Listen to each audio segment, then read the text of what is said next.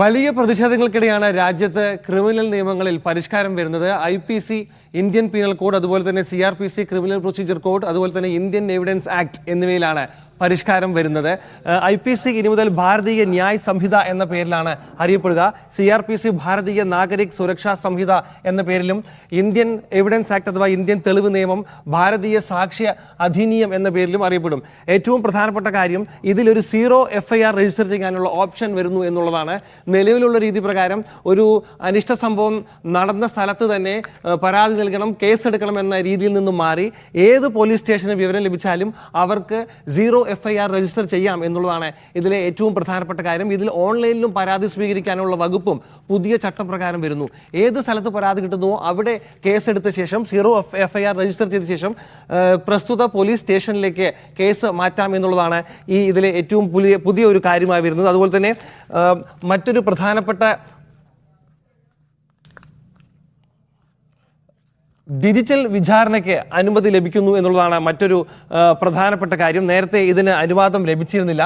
അതുപോലെ തന്നെ ജാരവൃത്തി അതും കുറ്റകൃത്യമായി മാറുന്നു എന്നുള്ളതാണ് ഏറ്റവും പ്രധാനപ്പെട്ട കാര്യം.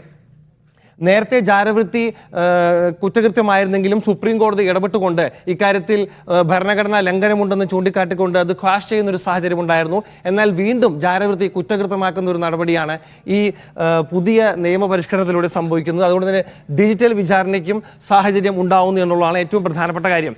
12 വയസ്സിന് താഴെയുള്ള കുട്ടികൾക്കെതിരെ ബലാത്സംഗത്തിന് മരണം വരെ ജീവപര്യന്തം ശിക്ഷ നൽകാനുള്ള ഒരു പ്രൊവിഷൻ പുതിയ നിയമത്തിൽ ഉണ്ടാവുന്നു.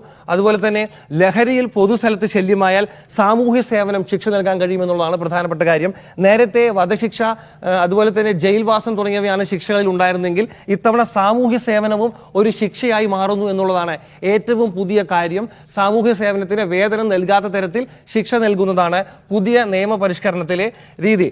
വിവാഹ വാഗ്ദാനം നൽകിയുള്ള പീഡനത്തിന് 10 വർഷം വരെ തടവാണ് ശിക്ഷയായി കാണുന്നത്. അതുപോലെ തന്നെ ഭീകരപ്രവർത്തനത്തിന് പുതിയൊരു വ്യാഖ്യാനം പുതിയ നിയമത്തിൽ ഉണ്ടാവുന്നു എന്നുള്ളതാണ് ഏറ്റവും ശ്രദ്ധേയമായ കാര്യം. നേരത്തെ ഭീകരപ്രവർത്തനത്തെക്കുറിച്ചൊക്കെ തന്നെ വലിയ ചർച്ച, അത് ദുരുപയോഗം ചെയ്തതും ഈ നിയമം ദുരുപയോഗം ചെയ്യുന്നതിനെ കുറിച്ച് വലിയ ചർച്ച നടന്നിരുന്നു. അക്കാര്യത്തിൽ വ്യാഖ്യാനം മാറ്റപ്പെട്ടു. അതായത് രാജ്യത്തിന്റെ സുരക്ഷയെയോ അഖണ്ഡതയെയോ ബാധിക്കുന്ന തരത്തിൽ എന്ത് സംഭവിച്ചാലും അത് ഭീകരപ്രവർത്തനത്തിന്റെ കീഴിൽ കൊണ്ടുവന്നുകൊണ്ട് നടപടി എടുക്കാവുന്ന ഒരു സാഹചര്യവും പുതിയ മാറ്റങ്ങളിലൂടെ ഉണ്ടാവുന്നുണ്ട്.